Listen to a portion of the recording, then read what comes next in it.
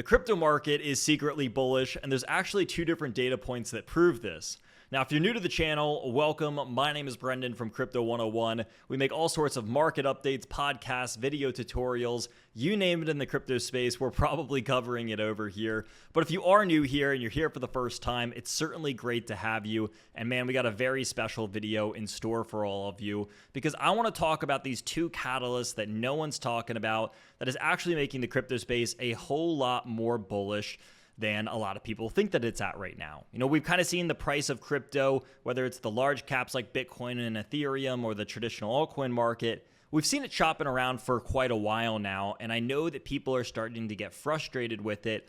And I hope that this is going to at least shine a light on the situation. So without further ado, all that we ask here is that if you like the content that we make, consider hitting that like button, consider hitting that subscribe button, and maybe check out some of the links in the description down below. So what are these two catalysts that make the crypto market a whole lot more bullish than people think that it is? Well, number one, we actually need to look at the fundamentals of what is happening on chain, specifically when it relates to the ETFs. Now, everyone has been talking about the Ethereum ETF situation. You can see it on my screen now. When these things released, they had around $300 to $400 million in outflows every single day, with Grayscale being the large and biggest contributor to these outflows. Now that we've seen this go on for about 2 to 3 weeks, we can see that the outflows have diminished by about 90% from what they were at the launch of these ETFs.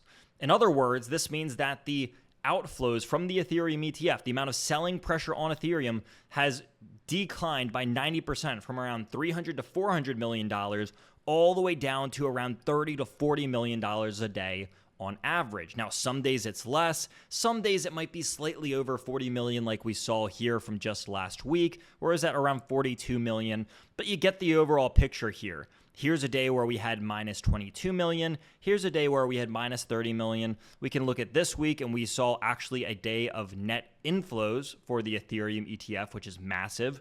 And then we can also see that we had a day of minus 30 million and another day of minus 17 million.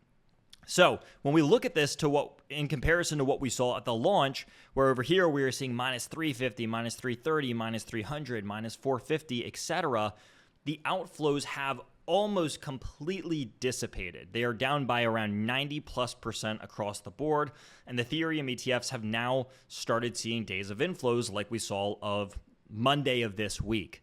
So as this is all happening, I think that this is one of the large catalyst that's out there that makes the crypto market more bullish than a lot of people think it is. When people, or I guess what a lot of people didn't understand is that this was one of the bigger reasons that the crypto market, especially altcoins and Ethereum, had been on the fall. Ethereum has seen a lot of extra selling pressure that it didn't see before the Ethereum ETFs came out. And because of this, the price of not only Ethereum, but in direct correlation to all of this, altcoins, since Ethereum leads the altcoin market, they were being hurt a little bit as well. So now that the ETFs have begun to trickle off, I think what we can do here is look back at what happened to Bitcoin after about 2 to 3 weeks of it seeing the exact same thing, where it saw a hefty amount of outflows that kind of tapered off over time. And then after about 2 to 3 weeks of outflows, we saw the price of Bitcoin completely turn around and go on a massive bull run that led to new all-time highs. Now, this is what I'm talking about over here, is that if we look at what happened to Bitcoin at the launch of these ETFs around January 11th, it kind of topped out over here, saw about 2 to 3 week period where it went down about 21, 22%. It actually chopped around for almost an entire month after the ETFs released. But what happened in the month or two following this bottom that we saw about a month after the ETFs launched was Bitcoin going on a 92% tear from 38,000 all the way up to 74,000, and again, about a month and a half to a 2-month window. So I'm looking at this, and I'm seeing a similar-ish trajectory with Ethereum. You know, we are a couple weeks done or past this ETF launch. We have retraced a little bit more than Bitcoin, which is expected. It's a smaller market cap project.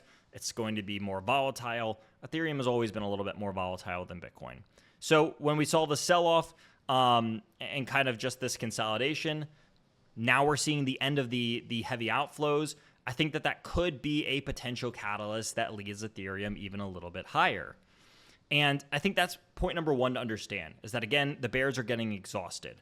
And that kind of directly leads me into catalyst number two here, is that despite prices actually seeing lower lows, like on Bitcoin here, we saw that with this most recent sell-off, Bitcoin hit a newer local low than its previous low, as it came down to around 49,000 over here. Despite prices seeing lower highs and lower lows, the number one thing that I'm kind of watching out for while all this is happening is the RSI and the MACD on the daily chart. Now, for anybody who is not a super technical kind of guy, someone who's not big in the charting, let me just go ahead and explain this here in simple terms.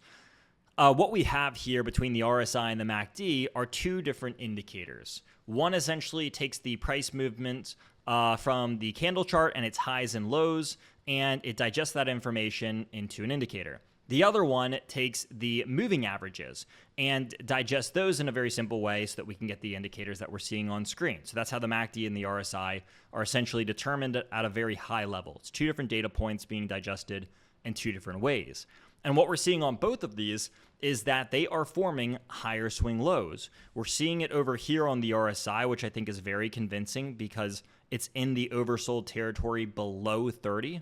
And this is a nice little higher low. We're also seeing similar things on the MACD, which is this blue line over here, not the histogram. It's a common misconception that these little bars are the MACD, when in reality, the line is the MACD, and we're seeing a higher swing low over here as well. So what does it mean when we're seeing higher lows on the MACD and higher lows on the MACD and higher lows on the RSI, while seeing lower lows on Bitcoin? And this is something that a lot of technical analysts like to call hidden bullish divergence or secret bullish divergence.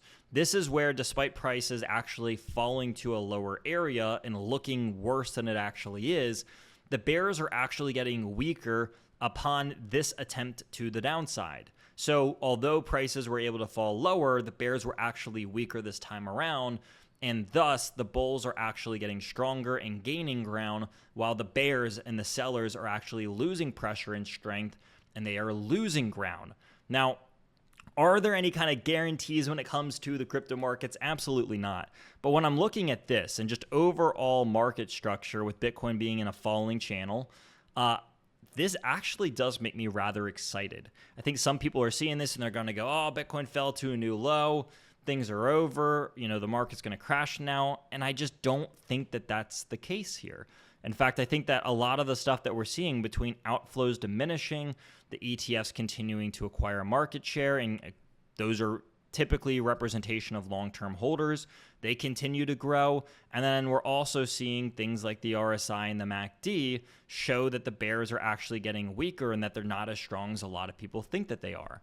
And so when we kind of add all of these together, I'm looking at the crypto market and saying, hey, there's actually some really good foundation over here, despite us kind of bleeding and chopping around for a little bit, which should be expected during the months of August and September, as these are historically two of the worst months for the crypto markets in the first place. And so when we kind of compile all of this data together, I think it makes the crypto space look a lot better than people kind of make it out to be at the moment, which is a little bit more doom and gloom than I think it deserves. Finally, I saw this in the news, and I just wanted to briefly talk about it or kind of bring it to people's attention, because I looked at it, I thought it was cool.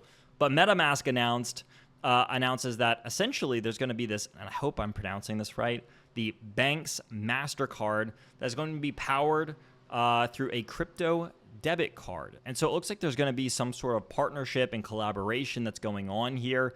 And this is going to be a pretty cool thing. We haven't really seen a MetaMask card. We've seen crypto cards in the past, but to my understanding, we haven't seen a direct MetaMask card. And if you don't know why this is a big deal, MetaMask is the largest, to my understanding, or one of the largest wallet contributors in the crypto space. They are primarily Ethereum related, but they've since kind of expanded to L2s and other blockchains. But regardless of that, they are one of, if not the largest wallet system in the crypto markets, especially when it comes to Ethereum. And if they are going to allow people to have these kind of integrations, again, it just puts us one step closer to further adoption.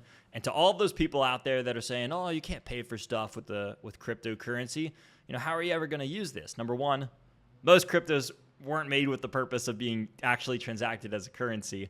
But number two, it looks like you might actually be able to do that very, very soon via one of the most popular wallets that is on the crypto space. Now, there are other options as well that allow you to kind of transfer your crypto and actually swipe it at a store and make it very transactional. But this just seems to be another very cool and popular way that it could be coming our way into the not so distant future. So that's going to wrap us up for this market update, everyone. I hope all of you are having a great day. I hope all of you have a great weekend. And we're going to be back at the same time, same place next week.